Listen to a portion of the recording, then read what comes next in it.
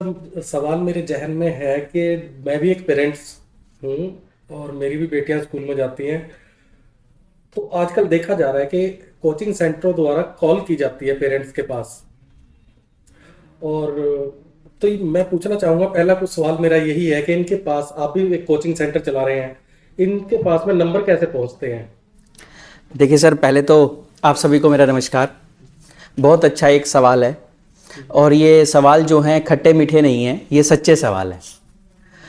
ये जो coaching centres में आजकल एक ये गेम चल रहा है, बड़ा मज़ेदार सा गेम है। पेरेंट्स भी परेशान हैं। जैसा कि आज आपने बताया मुझे कि हमारे पास भी कॉल आ जाते हैं। ये लोग क्या करते हैं कि ये लोग डाटा इकट्ठा करके किसी भी, मैं कहना नहीं चाह रहा था, किसी भी स्कूल के टीचर को या किसी प्रिंसिपल को या किसी को भी सर थोड़े गिफ्ट वगैरह प्रोवाइड करके वहाँ से डाटा ले लेते हैं और फिर टेलीकॉलर को बैठा करके और बार बार उनको कॉलिंग कराई जाती है।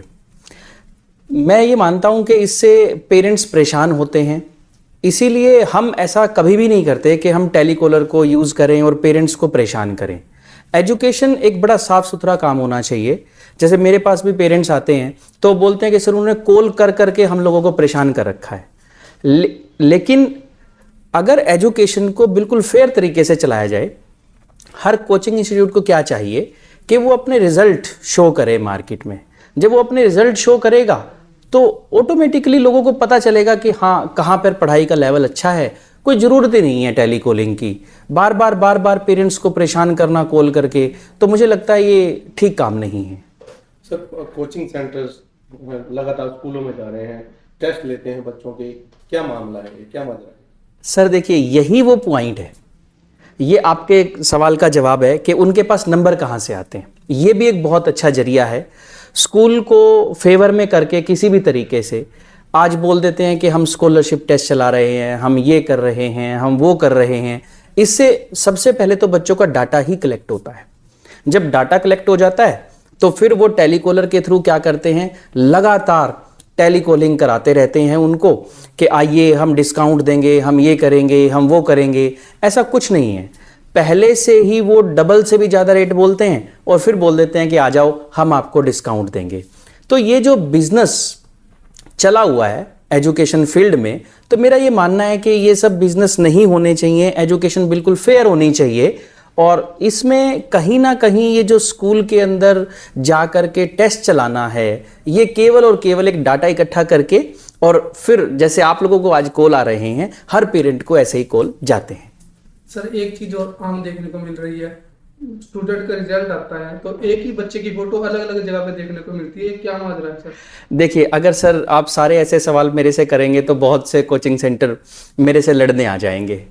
ये तो पूरे इंडिया का इशू है। हम अक्सर देखते हैं कि बच्चे कहीं के फ़ोटो कहीं, उनकी फ़ोटो दिखाकर एडमिशन कहीं। ये जो क्राइटेरिया है, ये पेरेंट्स को चेक करना चाहिए। पेरेंट्स को जब भी वो किसी कोचिंग सेंटर में विज़िट करते हैं तो उनको ये देखना चाहिए जा कर के कि वो जो सिलेक्शन बता रहे हैं क्या वाकई उसी ब्रांच की है। आज इसमें सबसे बड़ी धांधली चली हुई है एजुकेशन के अंदर। अगर सबसे बड़ी धांधली है तो वो इसी पॉइंट पर है। लोग क्या करते हैं, मैं आपको अपने कुरुक्षेत्र का एरिया बताता हूँ। लोग चंडीगढ़ से, पानीपत से, करनाल से बसें भर के ले आते हैं और यहाँ पर आकर के बच्चे नाच के चले जाते हैं कि हमारी इतनी सिलेक्शन है। तो पेरेंट्स को ये समझना चाहिए कि भाई आप जिस ब्रांच में अपने बच्चे को एडमिशन कराने जा रहे हैं वो ये चेक करें कि कौन सी ब्रांच का रिजल्ट है। अब ब्रांच कोई और की रिजल्ट है, डांस कहीं और हो रहा है, फोटो कहीं और लग रही है। तो अगर आप इसी तरह से चलते रहेंगे तो अल्टीमेटली बच्चे का नुकसान होता है। हमारे यहाँ पर कौशिक क्लासेस के यहाँ पर जितनी भी सिलेक्शन है, हमारे खुद की यहीं की सिलेक्शन है, फेयर सिलेक्शन है। और मेरे सेलेक्ट होने वाले बच्चों को हमारे सेंटर के सारे बच्चे जानते होते हैं। क्यों? क्योंकि वो यहीं पढ़े हैं।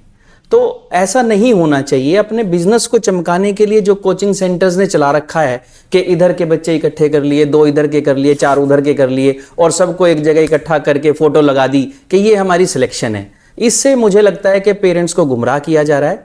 लेकिन पेरेंट्स भी जब जाकर नहीं पूछते उनसे कि ये बच्चे कहाँ के हैं, तो कोचिंग सेंटर अपनी मनमानी कर रहे हैं।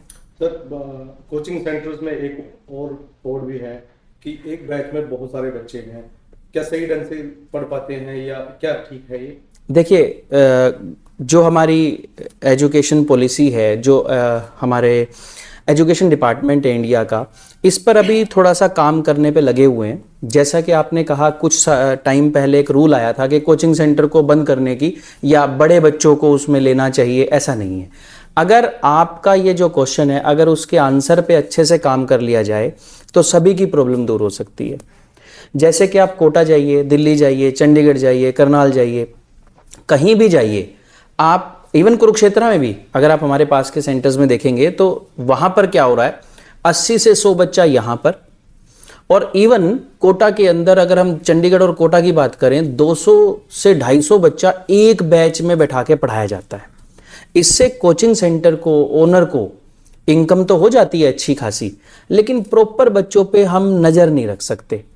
आज बच्चों का साथ देने की ज़रूरत है। अगर हम उनको आई टू आई कॉन्टैक्ट के साथ पढ़ाएं तो बच्चों को सपोर्ट महसूस होगा, जो आज बच्चों को नहीं मिल रहा है।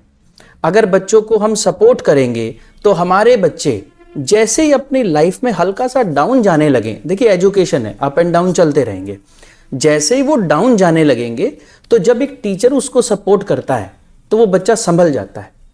और सपोर्ट केवल छोटे बैच में ही हो सकती है। ये जो पैसा कमाने की होड़ लगी हुई है सबके अंदर, जिन्होंने इतने बड़े बड़े बैच साइज बना रखे हैं, बच्चे डीमोटिवेट हो जाते हैं। और आपने सुना है कि कोटा में और या चंडीगढ़ में या अदर कोचिंग सेंटर पे कितनी ज़्यादा लेवल पे, मैं बोलना नहीं चाह रहा, कि बच्चे सुसाइड तक कर लेते हैं। उनका एक अकेला कारण होता है डिप्रेशन। और डिप्रेशन में सबसे बड़ा लॉजिक जो है, रीज़न जो है, वो होता है कि टीचर की सपोर्ट का ना मिलना। अगर टीचर की सपोर्ट बच्चे को मिल जाए तो मुझे नहीं लगता कि कोई बच्चा डिप्रेशन में जाएगा।